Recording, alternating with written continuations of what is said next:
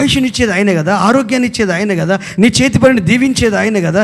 ఓ మనిషి, దేవుడు వెక్కిరింపబడును ఒట్టి గింజనే విత్తుతావు, కానీ పుట్టబో శరీరాన్ని ఎవరు విత్తుతున్నారు, ఎవరిస్తున్నారు? ఫ్రూట్స్ ఎవరిస్తున్నారు?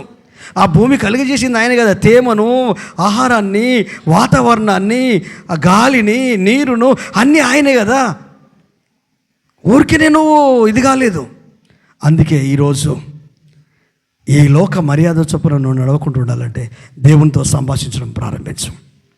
గత వారంలో గుర్తు చేసుకున్నాం కదా, అబ్రహాం ఎందుకు దేవునికి స్నేహితుడయ్యాడు? దేవునితో సంభాషించాడు, బలిపీఠం కట్టి ప్రార్థించాడు. దైవిక విషయాలలో ఎప్పుడు నువ్వు బ్యాక్ అయిపోకు. ఎప్పుడో ఒకసారి బ్యాక్ అయిపోతే నో ప్రాబ్లం, కానీ ప్రభు సన్నిధిలో నీవు నిందారహితురాలుగా ఆయన సన్నిధిలో జీవించాలి. నీవు, నీ కుటుంబం, నీ ఫ్యామిలీ, సంఘము, సహవాసము, ప్రతి ఒక్కరు ఎవరికి వారు మీతో మీరు గడపండి. ఈ రోజు నుండి మీ మనసుతో గడపండి, మీ ఆలోచనలతో గడపండి. మీ గురించి మీకు తెలిసినంత బయట వాళ్ళకి తెలియదు. బయట వాళ్ళకి తెలిసింది హాఫ్ ట్రూత్, సగం మాత్రమే తెలుసు. అసలు నువ్వేంటో, నీ మనసు ఏంటో, నీ గుణమేంటో, నీ లక్షణాలు ఏంటో నీకు తెలిస్తే సరిపోదు. ఆ తెలిసిన దాని ప్రకారం భౌతికంగా నువ్వు జీవిస్తే దేవుని మహిమ ఇంట్లో ఉంటుంది, ఒంట్లో ఉంటుంది. పరిస్థితులన్నీ మారిపోతాయి. ఆర్థికంగా, ఆత్మీయంగా, భౌతికంగా నువ్వు దీవించబడతావు. హల్లెలూయా.